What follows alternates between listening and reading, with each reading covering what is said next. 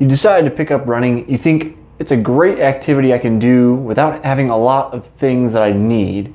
I only need shoes and I can head out the door and run. You get down the block and realize you're starting to feel a little tired. You're huffing and puffing a little bit. And then by the end of the next block, you're done. So you're thinking to yourself, how the hell do I run without stopping? Well, I'm Jesse Funk, and today on this episode of Runner's High, I'm going to show you how to do exactly that.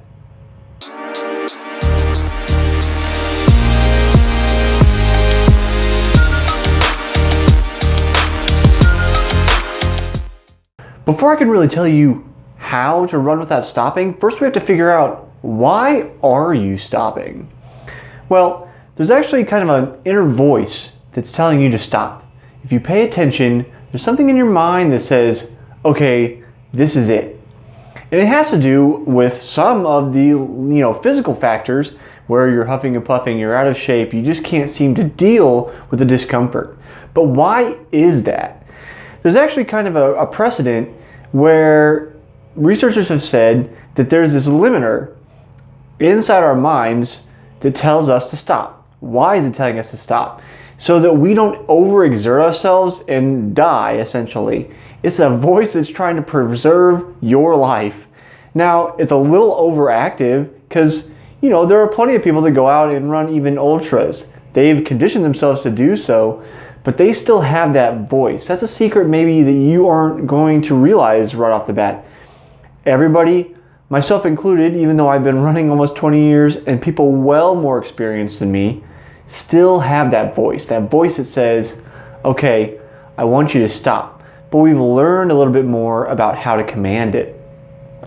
As a little bit more evidence, we're actually the premier distance runners on the planet. I talk about this a little bit in my interview with Dr. Jason Karp on the Smart Athlete podcast. But you can also read about it in the book Born to Run, where we visit the Tarahumara, a indigenous tribe in Mexico, and their way of life is about running. It's what that book and that story kind of spurred the barefoot movement to a craze several years ago.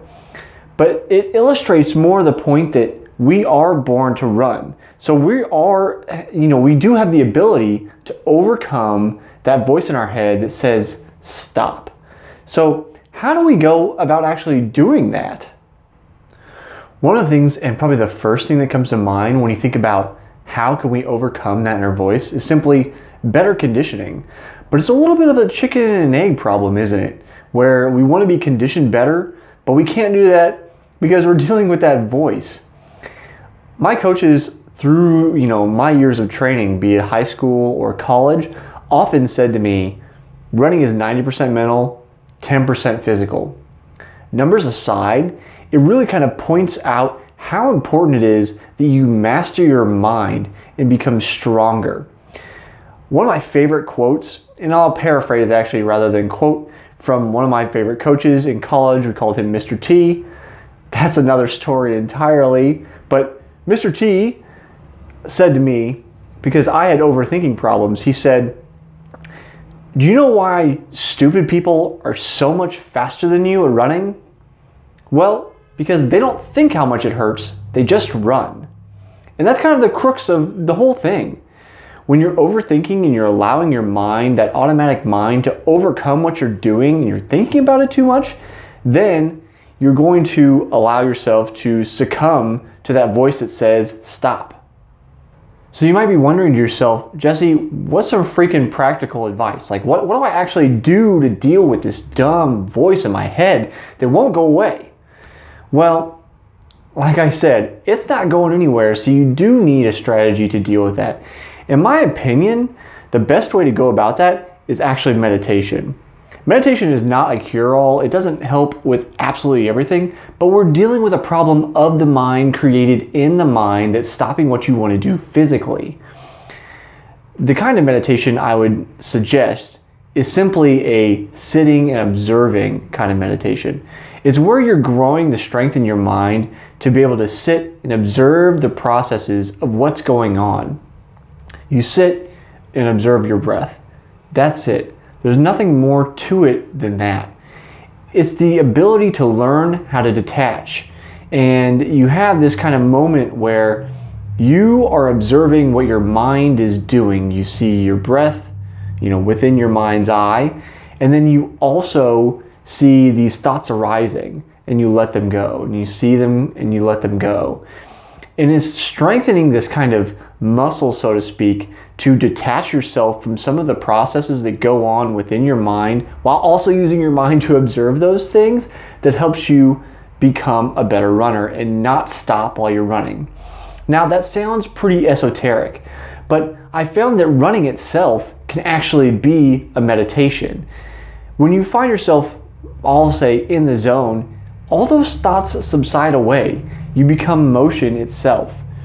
And that state, in my opinion, is easier to achieve when you have a stronger muscle of the mind and you're allowing yourself to let those thoughts go and not be consumed by them. The practicality of it is you take that strength from the meditation and you bring it into your running practice. And you can do this just as running if you want to. But you take it into your running practice. Start with maybe a long run where you're not going to be as uncomfortable, something very easy paced. Observe your breathing. Observe how your muscles feel. Don't become attached to the discomfort. Note and say, I am I am uncomfortable. Discomfortable. I'm just making up words. Don't mind me. I am uncomfortable, but I can deal with it. It's just something that's happening. And this kind of process will be a little convoluted to start because you're going to be thinking and doing what I did in college, overthinking. But from taking that, you eventually move on to the next step where you aren't consciously thinking about it so much anymore. This is actually the heart of pacing. When you observe your breathing, you observe the discomfort in your legs, you know aerobically what's going on, how hard you're breathing, the burning in your legs, what kind of level that is, what's your cadence, what's that rhythm that you're pounding out, how far are your legs pushing off the ground, what's your stride length, and all of those combine together to create what we say is the feeling of pacing. It's a long progression. Don't expect to do this overnight, but the way that you run longer without stopping is to observe your mind, observe that voice that says, I don't want to run anymore, and learn how to detach yourself from it so that you can get better and better and better. Now that also goes with saying that you can't just go out and run a half marathon from your couch, but on the mental side, it's a big portion of what you need. Stay tuned for other videos. Subscribe to the channel. I'll talk all about the physical side of what you need to do to get to be a better runner. But remember, that mental side is just as important as the physical side. Without your mind, you are not going to go where you want to go. I'll see you next time on the next episode of Runner's High.